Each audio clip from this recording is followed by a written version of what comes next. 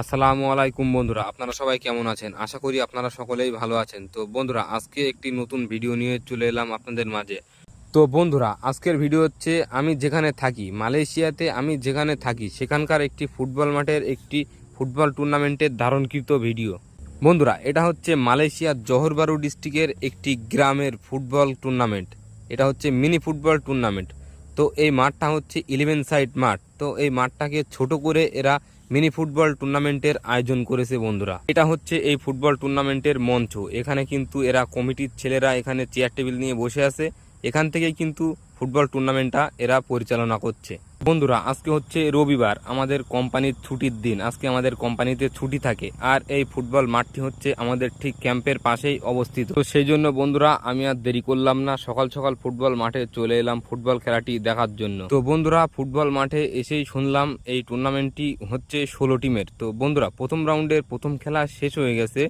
এখন কিন্তু প্রথম রাউন্ডের দ্বিতীয় খেলা শুরু হয়েছে। তো বন্ধুরা, অনেক সময় ধরে খেলাটা দেখলাম, কিন্তু খেলাটা ভালো লাগলো না। তার কারণ হচ্ছে আমাদের দেশে যেসব ছোটোখাটো ফুটবল টুর্নামেন্টগুলো দেখতাম, সেখানে কিন্তু ছোটোখাটো ফুটবল টুর্নামেন্টেও 1 থেকে 1.5 লক্ষ টাকার প্রাইজ মানি থাকতো। সেই জন্য আমাদের দেশে ছোটোখাটো ফুটবল টুর্নামেন্টেও প্রচুর ফরেনার প্লেয়ারকে দেখা যায়।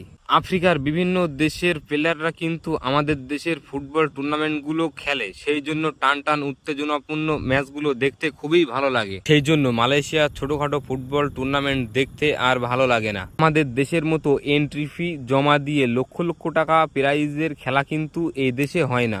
তার কারণ হচ্ছে এই দেশে জুয়া খেলা নিষিদ্ধ। সেই জন্য এন্ট্রি ফি জমা দিয়ে প্রাইজের কোনো খেলা হয় না। এখানকার সিস্টেম হচ্ছে ফ্রেন্ডলি ম্যাচ খেলা। যেমন এক গ্রাম থেকে আরেক গ্রামে ফ্রেন্ডলি ম্যাচ খেলতে যায় এরা। 90 মিনিটের ফ্রেন্ডলি ম্যাচ হয়।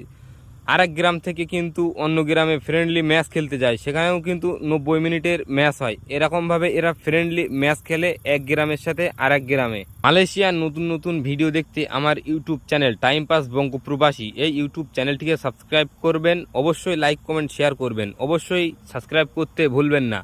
আর ফেসবুক থেকে দেখে থাকলে ফলো দিয়ে পাশে থাকবেন। আরও দেখা হচ্ছে আপনাদের সাথে মালয়েশিয়ার পরবর্তী ভিডিওতে।